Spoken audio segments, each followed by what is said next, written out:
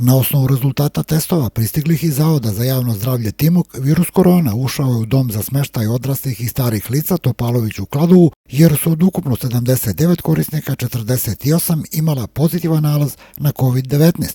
Korisnici i zaposleni kod kojih je potvrđeno prisustvo virusa stabilnog su zdravstvenog stanja, uglavnom sa slabim simptomima. Dobili smo već sinoć izveštaj iz Zavoda za zaštitu zdravlja da imamo 40 pacijenata pozitivnih, te smo mi odmah sinoć pristupili prvim inicijalnim pregledima, izvršili trijažu i napravili program ispitivanja. S obzirom da se radi o većem broju ljudi koji mi ne možemo u jednom danu sve da pregledamo i završimo, mi smo sa sinoćnim trijažnim pregledima uspeli da izdvojimo ljude koji imaju prioritet u lečenju.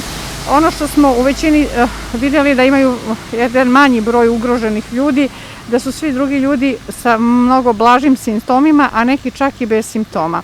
Nadamo se da će ovo sve imati neki dobar tok i da će nekako situacija da nadvladamo situaciju. Situacija u domu Topalović je pod kontrolom, iako je među inficiranim virusom korona i 9 zaposlenih, uverava nas direktor. Od 107 testiranih mi imamo 57 pozitivnih, od toga je 9 zaposlenih, ostalo su korisnici.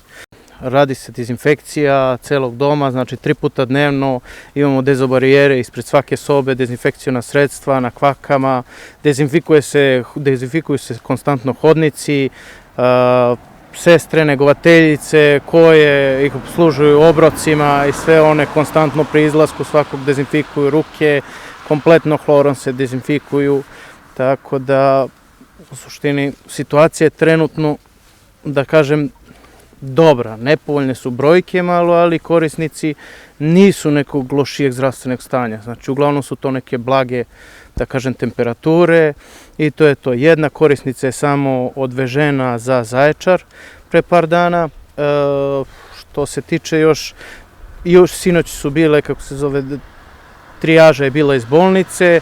2 korisnika koje su doktori smatrali da su malo lošijeg zdravstvenog stanja, poslati su za Niš, međutim jutro su nam vraćeni nazad. I svi su u izolaciji? Svi su kompletno u izolaciji, danas su stigli epidemiolozi iz Zaječara, čekamo da se naprave sad zone u domu koja je crvena, zelena, narandžasta, zaraženi, pozitivni, da se odvoje svi ti ljudi. Dom je trenutno u karantinu. Od početka epidemije do sada je u Kladovskom kraju inficirano 225 osoba. Od zaraze koronavirusom oporavilo se 155 lica, dok su usled posljedica infekcije preminula 3 pacijenta. U opštini Kladovo trenutno je 67 aktivno pozitivnih osoba.